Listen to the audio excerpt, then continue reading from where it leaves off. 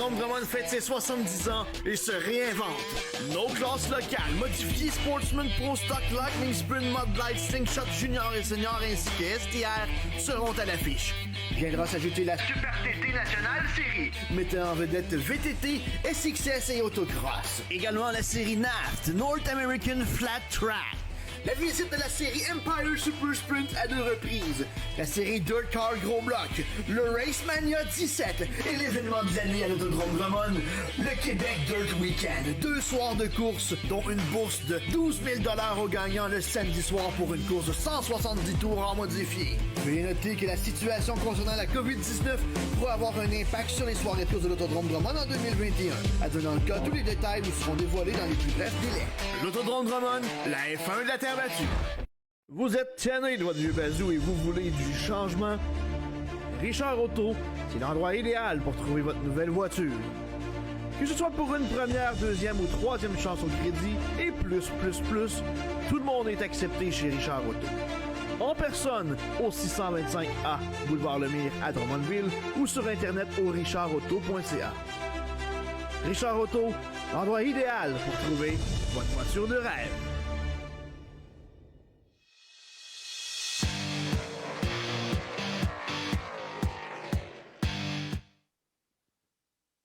On est de retour dans cette semaine aux courses. Il est de retour, Kevin Hébert, qui viendra nous jaser de F1.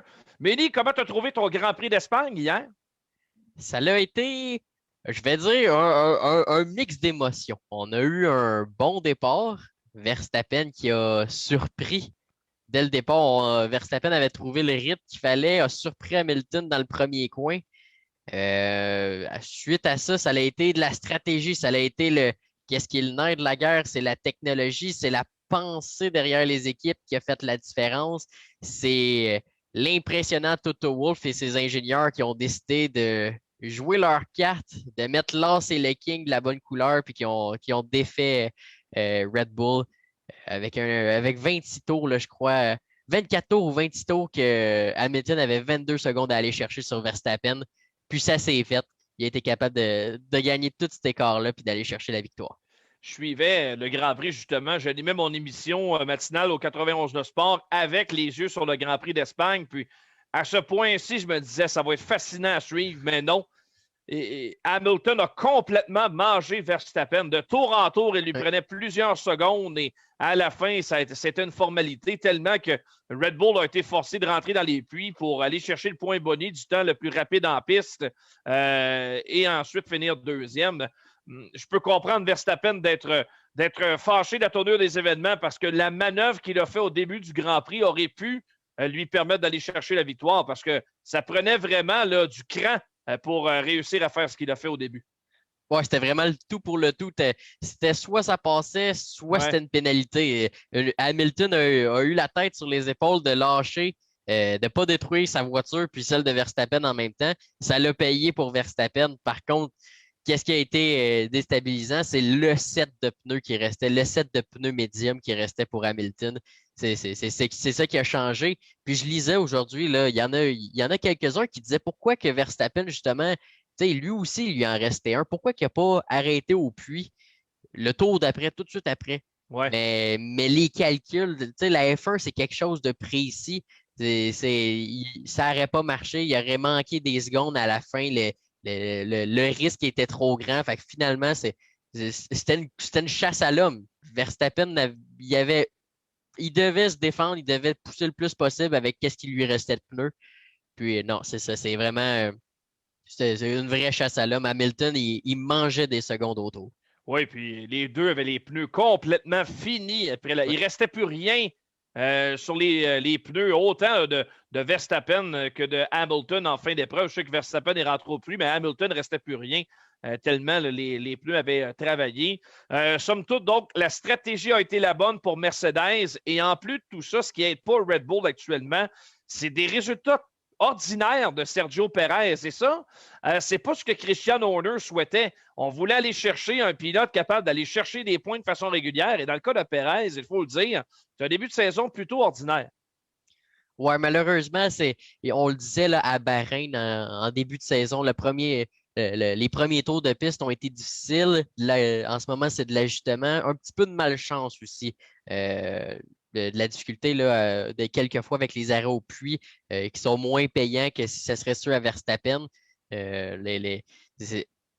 Oui, Sergio Perez a de la difficulté. Au moins, ce qui aide, c'est poche à dire, mais le Mexicain, il amène un petit peu de fond chez Red Bull qui permettent justement à aller chercher des nouvelles améliorations pour se rendre au rythme d'une Mercedes. Donc, est-ce que c'est vraiment très médiocre ce qu'il fait? Non. On l'a rarement vu hors du top 10. Encore cette semaine, là, a ramené des points malgré tout. Ouais. Par contre, c'est sûr que ça va être ça va être le temps d'amener de meilleurs points, des meilleures positions. Ne pas juste bien figurer en qualification, mais être capable de ramener une voiture au moins sur un podium parce que Alex Albon, l'année passée, c'est ce qui lui avait fait perdre son volant. Et aucune chance d'aller chercher le podium. C'est ce que ça va prendre, selon moi, là, pour pas qu'une nouvelle recrue là, rentre à sa place. Parce que en fin de semaine, je ne sais pas si tu as suivi un petit peu ça, c'était le début de la F3. Non, je n'ai pas vu. C'est complètement différent. C'est tous des jeunes je vais dire de mon âge, dans la vingtaine et un peu moins. Ils commencent à avoir le couteau entre les dents. C'est des gens qui ont leur licence FIA, qui sont prêts à monter là, en F1. C'est le temps de faire leur preuve. Ben, il y a en F3 cette semaine David Auger qui a été chercher la première victoire à Barcelone. Donc, la F3, c'est comme 3 courses d'affilée dans la même fin de semaine, des 2 petites courses, une plus longue course qui ramène plus de points. Ben, lui, c'est un pilote rookie chez Red Bull. OK. Il pourrait peut-être là, être intéressant avec la performance qu'il a faite en fin de semaine pour est-ce que l'année prochaine ou dans 2 ans, on pourrait le voir aller chez Red Bull à la place de Sergio Perez. C'est quelqu'un qui peut amener les fonds puis aussi le talent. OK, intéressant, parce que le pilote auxiliaire de Verstappen a toutes que des croûtes à manger parce que plusieurs se sont piqués au cours des dernières années. Kvyat y a passé, Gasly y a passé. Là, évidemment, Albon ne fait que passer lui aussi du côté de Red Bull. Et là, ben, c'est au tour de Perez, un gars plus âgé, plus d'expérience. On verra maintenant s'il pourra renverser la vapeur. On parlait de Mercedes tantôt. Moi, j'ai surtout hâte de voir comment le dossier de Valtteri Bottas va évoluer au cours de la saison. Clairement, Mercedes a George Russell dans le collimateur. C'est lui qui avait remplacé Hamilton lors d'un Grand Prix l'an passé lorsqu'il avait contracté la COVID-19. Russell est le prochain, c'est sûr. Quand va-t-on l'amener? Est-ce que ça pourrait être d'ici la fin de la saison? Ça se pourrait. Avec la friction qu'il y a eu en fin de semaine, c'est toujours difficile d'être à côté d'un Verstappen puis d'un Hamilton. Là. C'est pas facile de devoir se tasser par l'extérieur puis laisser aller le plus rapide. En fin de semaine, là, malheureusement, on ne l'a pas eu en entrevue. En tout cas, je ne l'ai pas pogné en entrevue, mais Bottas était furieux de devoir encore une fois laisser passer Hamilton. Il ne l'a pas laissé passer. Hamilton. Oui, non, effectivement, ça a été tiré par les cheveux. Là. Je pense que ça doit avoir parlé d'un micro pour le laisser passer parce que non, c'est difficile. Puis si vous l'aviez vu là, dans la série Netflix de la F1 Drive to Survive, Bottas n'est pas quelqu'un justement qui a le caractère pour ça. Donc, puis tandis qu'un Russell de ce monde est prêt à faire à négliger cette partie-là, peut-être pour une certaine partie de sa saison, jusqu'à temps de montrer ses preuves. Ouais.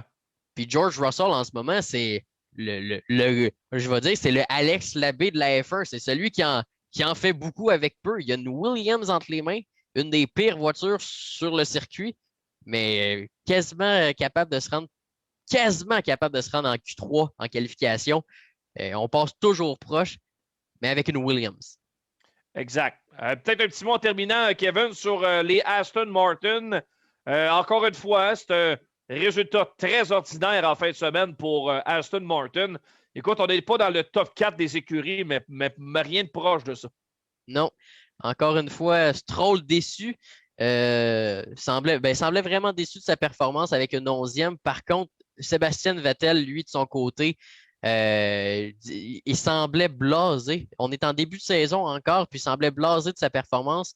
Il lui disait on mérite pas mieux. On n'a pas la voiture pour, on n'a pas l'écurie pour. Il nous manque quelque chose. On n'est pas rendu encore à être une des écuries du top 4. clairement chez Aston Martin. On a un manque à quelque part qu'il va falloir régler avant la fin de la saison parce que peut-être qu'un chef d'écurie qui était supposé avoir amené là, des bons ajustements, des bonnes améliorations au courant de l'hiver pourrait peut-être perdre son chapeau. En tout cas, M. Stroll, lui, ne sera pas patient. C'est sûr qu'il ne sera pas patient. Il ne sera pas durer la situation trop longtemps. Vous pouvez être certain de ça. Lui, il ne veut pas perdre la face en F1. Il veut gagner rapidement. Il pense que son fils, Lance, va être capable de faire ça. Seul l'avenir le dira, mais présentement, c'est un début difficile. Et là, c'est moins qu'on puisse dire pour Aston Martin. Midi, je te laisse partir. Prochaine étape, Monaco, mon cher. Monaco dans 2 semaines, ça va être la course. Attention à Nikita Mazepin. Je lui confirme que je pense qu'il prend le mur dès le premier virage. Ah, ça, c'est plate, mais on va être pessimiste encore une fois dans nos prédictions. Peut-être bien. Salut, Midi. Bye. Salut, Tony. Mini Beur qui est avec nous, Kevin Hébert, pour nous jaser de F1. Petit rappel, dès demain matin, hein, la balado-diffusion de cette semaine aux courses sera disponible sur Spotify. Très facile à trouver sur notre site web, qu'on vous invite à consulter un paquet de textes toute la semaine, nos différentes sections. Et très bientôt, l'album photo de notre nouveau collègue Éric Pivin sur notre site. On fait une pause et au retour, Tommy Lavallée se joint à moi et on commente les derniers résultats sur la terre battue, les modifiés, les sprint cars et les late models. Restez là.